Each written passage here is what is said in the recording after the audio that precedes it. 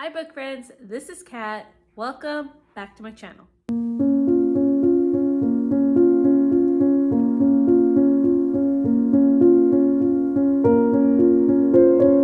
Today's video is my March wrap up. It's a little late, but oh well, better late than never. I have a list of all the books that I did read. So let's see if I can remember some of these books. I did write them down though. So in the month of March, I read a total of 6 books. In March, I was kind of getting over like a reading rut. So I didn't read as much as I wanted to, but it was a pretty busy month too. So, I mean, I'm going to give myself some grace with that. But 6 books is still pretty good. I average around 8 books, so it's not like, it wasn't like too bad. So let's go ahead and talk about my star ratings. I have 1 2-star rating, 2 3.5-star ratings, 1 4-star rating, 1 4.5-star rating, and 1 5-star rating. So let's start with that 2-star rating, and that is A Girl's Guide to the Outback by Jessica Kate.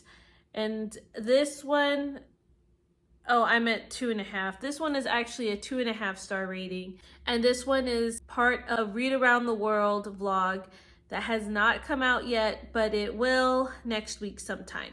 So I'll have like more of my raw thoughts in there, but essentially this book is about these 2 people who work in the ministry. One's name is Sam, and he is a youth pastor who works in this ministry to reach kids. And then you have Kim, who is basically like the analytics part of the business, where she handles like the PR, I think, and all like the behind the scenes things in the ministry.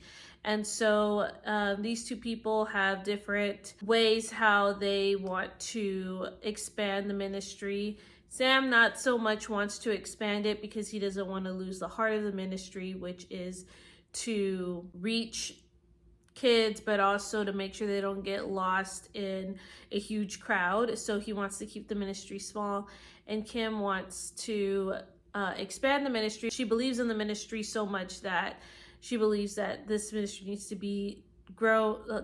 grow and be widespread so that they can reach more kiddos. And thus, because of their different views about this ministry, they are basically like not enemies, but they are not very fond of each other, and they kind of have like this big miscommunication about each other and their character. So that's essentially the gist of the story. You start off with this tension, and then Sam ends up going to Australia to help his family farm, and Kimberly is tasked to go and bring him back to either train someone to take his place or for him to come back to the ministry. And it's a contemporary love story, so you kind of know what happens. So I just found myself not really enjoying the dynamic between the 2. There were a lot of word choices, metaphors. I think the attempt of humor for certain things was just a miss for me. This does talk about faith though, so it does get like a 2-star rating for Christian fiction. There is faith elements to it, and you see a lot of it, I feel, in the second half of the book. So yeah, that's basically it. All right, now let's move on to my 3.5-star ratings.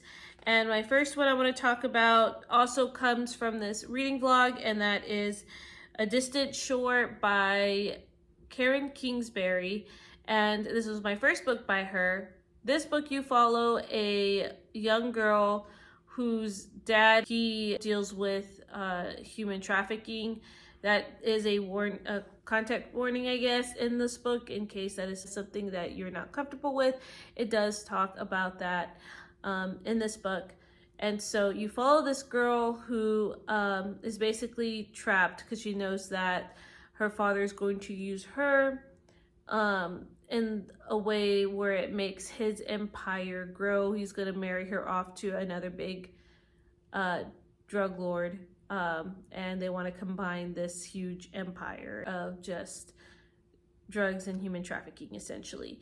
And so she's trapped in this world, and then you meet Jack, who has his own past that he is struggling with, and he had previously met the girl Lizzie, I think, but he previously had met her. He saved her once while his family was vacationing near her home, and she got caught in a riptide. He saved her once, and then now he's on this FBI mission to try to overtake this drug lord. He has no idea that is her father, so he's on this undercover mission to basically break up this thing. So I liked this story a lot. I thought that the relationship between the two was pretty great, and the characters, you feel for them. It, like I said, it does talk about some a very sensitive topic, and it does not go into details about what happens to these girls, but you kind of get an idea. I would say if you had read Charles Martin's The Waterkeeper or that series, that one is a little more detailed than this book. So if you're fine with that level of detail from Charles Martin, then I feel like this book would be fine for you. So but yeah, a lot of my thoughts are in that vlog. So if you're more curious about like the some of the things in there, like there is a scene where I do mention that could be problematic. Essentially that scene is made it to look like an intimate moment is happening, but nothing actually happens, if that makes sense. It's just made to look a certain way. So yeah, that might sound very confusing, but I just don't want to give a lot away. But if you are curious, I will let you know down below in the comments. And yeah, and then a distant shore, that is a Christian fiction rating of a 3. My other 3.5-star read was Silenced by Danny Petrie, and this is Caden and Jake's story, and this was a Christian fiction rating of a 2, and I enjoyed their story. I thought it was one of my favorite ones, but I think ultimately my favorite story is still Gage's story. But this story, I mean, it was a good read. It was fast. Caden was just a little different, I felt, from how she was perceived in the other books. But I guess that kind of makes sense because it shows like some character growth. But I did enjoy her and Jake's story, and I enjoyed the mystery surrounding it. And yeah, it was good. I will say that there is some medical content in there with like dislocating like a bone, and you know, if you're kind of queasy about that, it is in there, and for me it was a little queasy just to read about it. But yeah, but that's all I can remember really from the book. It was just a fine book. So I only have one more left in this series.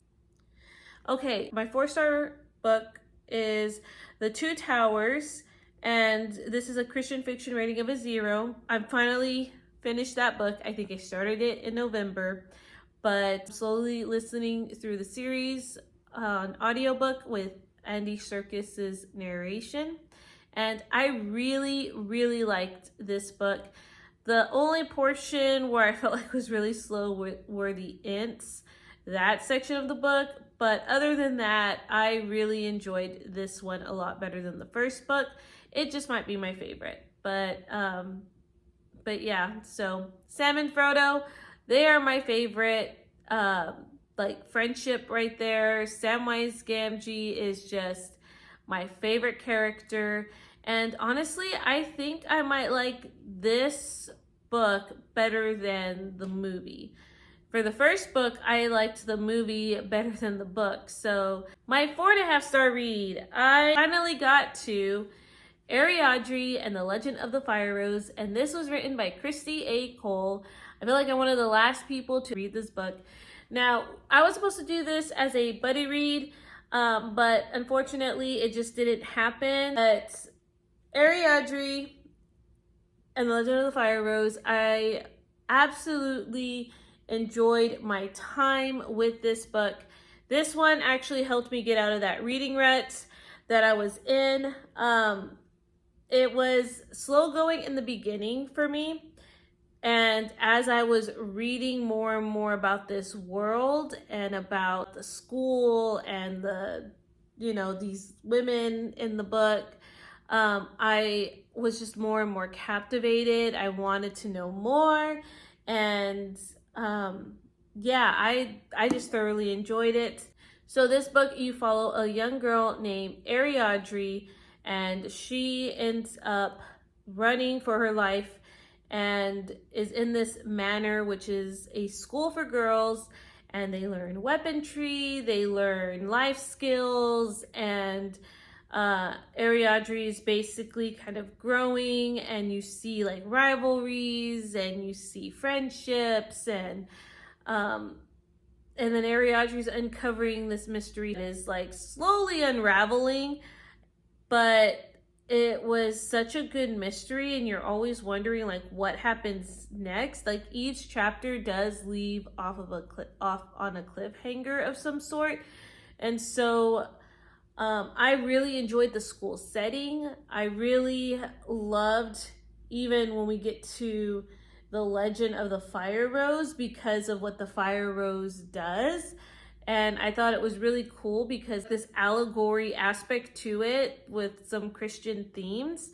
So I think I put that it was, a Christian fiction rating of a 2. So you definitely see those Christian themes in this book. And there's just some great like tidbits in here. I would highly recommend this book, especially if you like YA, if you like a school setting, if you like Christian allegories, if you like fantasy. Like this one's a really great book. All right, last but not least, my favorite book of the month, my 5-star read, and with a Christian fiction rating of a 3, is none other than The Queen's Cook by Tessa F. Shar. I have been wanting to read this book since I got it from Christmas, I believe. And this book, I kind of saved because this is part of my Biblical Fiction Retelling Challenge pick. And you follow a young girl named Roxana. She is Persian. She grew up in an abusive household, and then she finds herself in the queen's court, being a cook for Queen Esther. And so you have Queen Esther even write in here on her scrolls. So it's like secrets from the secret scrolls of Esther. And so you kind of get that cool like mixed media in a way, and you're reading from like Esther's perspective every few often, and then you get Roxana's.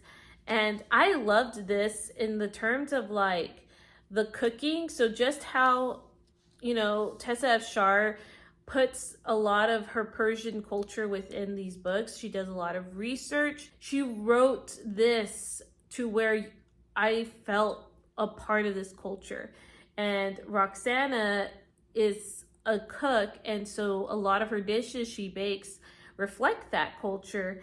And I don't know, I just really enjoyed reading this story, especially seeing Roxana grow.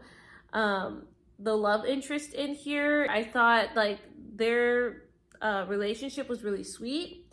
As far as like the events of the Bible, this book brings up the time where Esther goes before the king and the hanging of Haman, like pretty early on. And also the day where the Jews get to defend themselves during the month of Purr, I think. It talks about it very early on here, and then the story kind of continues afterwards. So yeah, very, very good book. And I realized I didn't look once at my notes, but I think I remembered the books pretty well as I was explaining them. So yeah. Okay, so that was my March wrap up. And for my husband's just wrap up, he was only supposed to read Winnie the Pooh, which he did do. And he enjoyed it, he said, for a middle grade classic. Well, that is my wrap up, and I tried to do it super fast, but I hope that you guys had a great March. And what did you think of some of these books? If you read them, I would love to know. I hope you are having a great rest of your day, and I will catch you guys in another video. Bye.